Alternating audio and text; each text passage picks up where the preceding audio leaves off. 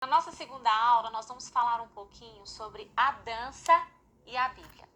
É isso mesmo. Como vimos na aula passada, a dança, então, ela tem uma origem, sim, religiosa, e uma origem de dois momentos onde nós percebemos aquelas etnias se manifestando, seja nos rituais ou sejam nas cerimônias. É claro, então, que essa dança de pedir e também de agradecer, ela também aconteceu em um povo do qual nós conhecemos muito bem, que é o povo hebreu. Nessa etnia, nesse povo também, havia essa manifestação, a dança como uma forma também de adoração, de cultuar e também como uma forma de socializar e de celebrar. É claro para você, como é claro para mim também, quando nós folheamos e lemos vários textos da Bíblia, nós percebemos a dança presente nisso. E fica aquela pergunta, por que muitas vezes a gente ainda percebe aquela resistência das pessoas, mesmo diante da palavra de Deus, percebendo a dança dentro do contexto bíblico, a dificuldade de lidar com ela nos dias de hoje. Já falei um pouquinho sobre a história, sobre esse distanciamento da visão da dança, sim, hoje com um aspecto extremamente superficial e ligado à vaidade, ao entretenimento, mas também existem outros porquês. E nós vamos falar sobre isso mais para frente. Mas hoje eu quero passear por vocês aqui na Bíblia e a gente perceber dentro dessa cultura, desse povo hebreu, dessa etnia que também usava e ainda usa hoje o próprio Israel, o povo ali, o israelita, dança, ele celebra, e é tão interessante quando a gente observa a manifestação da dança neles hoje, as danças do povo ali de Israel, e na época o povo hebreu, eram danças de círculo, aonde um dava a mão para o outro, aonde na compreensão do dar as mãos, uma mão se sobrepunha à outra, e do outro lado, a que estava por cima, agora por baixo, porque se eu seguro alguém, alguém me segura. Então, um movimento, um dar as mãos, passos que são completamente ligados a significados e sim, que trazem toda uma compreensão do ser, do agir, como hoje, como cristãos, e também da estrutura do que Deus espera de nós como igreja, como família. Uma igreja que adora junto, que celebra junto, onde um suporta o outro. E os movimentos da dança deste povo são movimentos que têm muito significado, todos eles com nomes, com formações, sejam em círculo e em filas. E aqui a gente percebe um pouco dessa manifestação da dança. É verdade que se vamos entender e compreender a dança como um movimento, a gente vai perceber esse movimento já desde a criação, quando o Espírito Santo de Deus pairava sobre o abismo, sobre a face ali das águas, a gente vê esse Espírito Santo se movendo. É bem verdade que aonde há movimento, a vida, aonde há paralisia, a morte, o próprio corpo, o ser humano é assim, não é? As células, o sangue, tudo se movimenta dentro de nós para que a vida permaneça. E a dança, então, é esse movimento que lá desde o início da criação do mundo está presente. Mas entendendo a dança dentro de um corpo humano, entendendo a dança dentro de uma etnia, a gente vai perceber essa dança, então, manifestada na palavra de Deus aqui. E passagens tão clássicas como, por exemplo, a passagem de Miriam, que numa forma então de agradecer, sim, dançou, celebrou, exultou junto com outras mulheres. A gente tem a clássica história de Davi, um homem, um rei de status, que também dançou, se despiu, se expôs diante de tantas pessoas, sem se preocupar com os comentários. É claro que ali as críticas não eram pelo fato da dança, porque fazia parte da cultura a dança. A crítica era pela exposição, não é? E sim, uma exposição que a dança também traz. E a gente vê outras passagens, uma passagem tão importante da dança é aquela passagem de Jeremias 31, quando Israel então será adornada com adufes e sairá com o coro dos que dançam. A virgem se alegrará na dança. Aqui nós temos uma promessa, então, de restauração de Israel e da nação do qual Cristo escolheu e profetizou aqui na palavra de Deus, se estendendo também a nós nos dias de hoje, através da dança. A dança, então, como um símbolo e um sinônimo de alegria, um símbolo e um sinônimo, então, de gratidão, de colocar para fora tudo aquilo que está dentro de mim e que não se contém de forma nenhuma. Nós vamos analisar também as histórias desse povo hebreu, que sim, dançava nas suas festas, celebrava nos seus grandes agrupamentos. E aqui eu posso citar algumas dessas festas, como por exemplo a Páscoa, os pães asmos, as festa das primícias, a festa de Pentecostes, a festa das trombetas, dia da expiação, a festa dos tabernáculos, todas elas associadas a muita alegria, a regozijo e dança, alegria, instrumentos, pulos.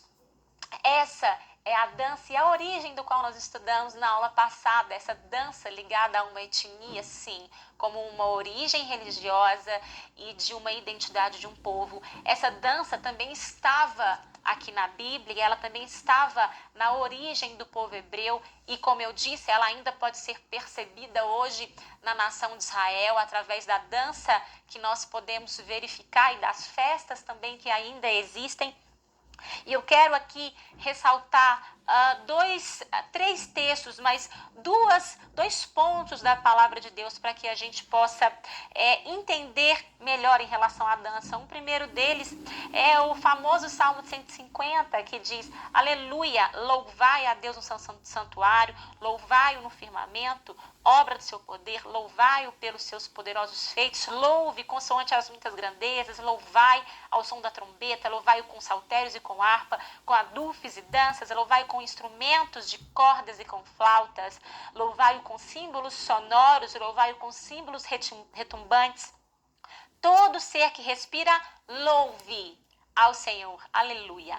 Quando nós vamos estudar um pouquinho sobre a palavra louve e louvai, nós vamos perceber que ela está no imperativo. Entendemos no português que o imperativo é uma ordem, é uma ordenança.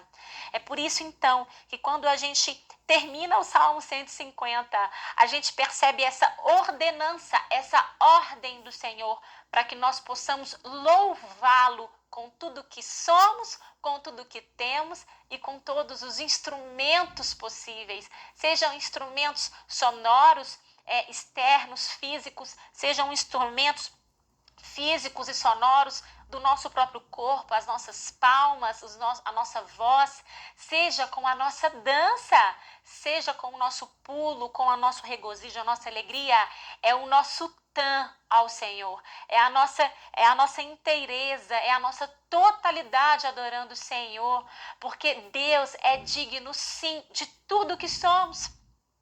Nós podemos perceber isso em momentos tão menores, quando temos uma notícia boa, quando algo que queremos muito acontece, como que o nosso corpo inteiro se manifesta em prol de uma alegria, como o nosso corpo também se manifesta em prol de uma tristeza. O nosso corpo, ele reage às nossas sensações, os nossos sentimentos e aos nossos pensamentos.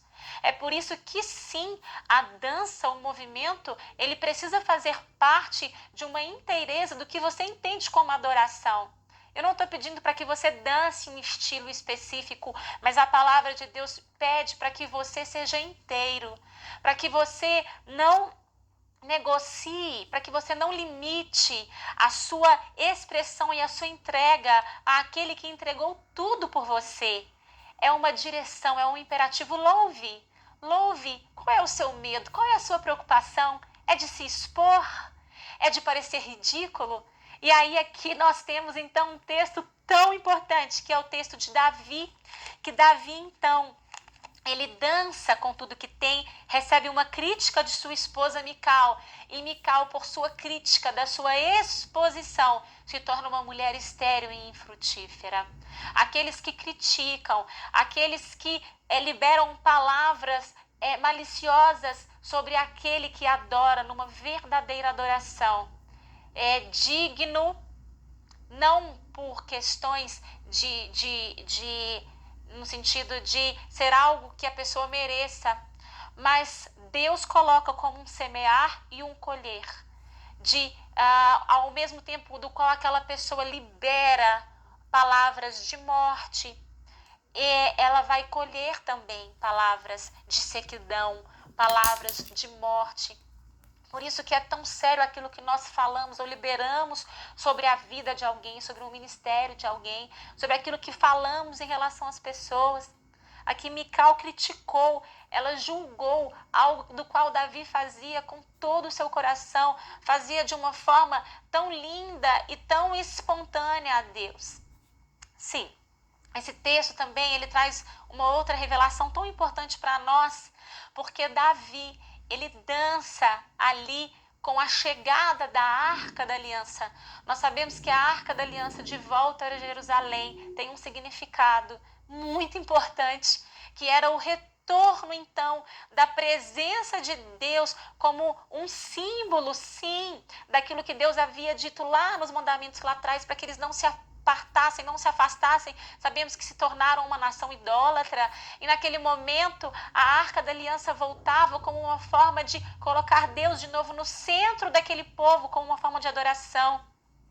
E quando Uzá morre ali, por a arca não ser levada da forma como o Senhor determinava e esperava, que era através de um sacrifício carregado nos ombros, nas costas, por um povo e não por um carro, não por algo mecânico. Deus queria aquilo ali de Davi. Davi entende, e mesmo assim depois Davi dança. Se fôssemos pensar que a dança era algo errado naquele momento, não temos dúvida que Deus também pesaria a mão sobre Davi. Mas Davi, mesmo após a morte de Uzá, ele entende do como ele precisa retornar àquela arca da aliança. E ele ali então celebra com tudo o que ele tem. Vemos então a dança aqui, participando de um momento tão importante da restauração. Sim, numa tentativa de colocar Deus no centro do povo, expulsando e tirando todo resquício de idolatria, e que nós vemos aí ao longo da história do povo de Israel, a idolatria tão forte no meio desse povo. A dança participando desse momento como um agradecimento a Deus. Podemos fazer um paralelo dessa dança lá em Mateus, no Novo Testamento, Mateus 14, com a morte de João Batista. Sabemos que nesse texto aqui, o que sucedeu? Sim, era aniversário então do tetrarca Herodes, e ali naquele momento João Batista não era bem aceito, porque João Batista ele dizia para Herodes que ele não poderia possuir a mulher de seu irmão. Então uma voz profética naquele tempo, e vem então a filha de Herodias e dança ali perante o rei, dança perante aquelas pessoas, e é uma dança tão bela, tão bonita, que agrada o rei. E essa dança que agrada o rei, então, ela se torna uma chave para que o rei vire para aquela jovem e fale com ela assim: olha, você pode pedir o que você quiser, que eu te darei.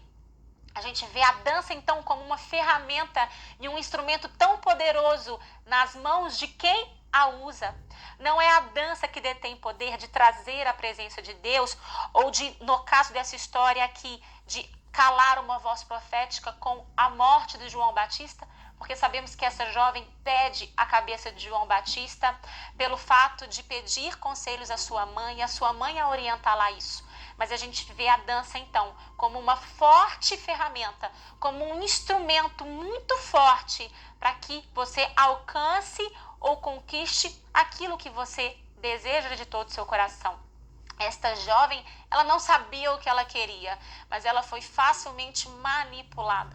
É por isso que quando nós utilizamos de algum instrumento do qual ele pode sim trazer vida ou trazer morte, nós precisamos estar completamente cheios de propósito para que não possamos ser manipulados por outras pessoas ou até mesmo pelo próprio inimigo para destruir vidas de outras pessoas. Eu já havia falado sobre a seriedade da arte e do se dançar, e aqui mais um texto que demonstra para nós que o problema não é a dança, não é a dança que é aceita ou não, não é a dança que é pecado ou não, mas é o coração, é o agente, é a pessoa que a utiliza como um instrumento e uma ferramenta que pode te auxiliar a alcançar aquilo que você deseja. Sim, e se você não entender a força desse instrumento que o próprio Deus criou, nós poderemos ser facilmente manipulados. Aqui então, nesses textos que nós estudamos e vemos, podemos chegar a uma conclusão. A conclusão de que a dança tem sim a sua origem religiosa, que ela é sim uma dança permitida em Deus e ela é também uma ordenança de um ato de adoração. Nós devemos sim louvar a Deus com tudo o que somos, porque todo ser que respira deve louvar a Deus. Contudo, essa dança, ela é apenas um instrumento e quem vai definir como ela será utilizada é você.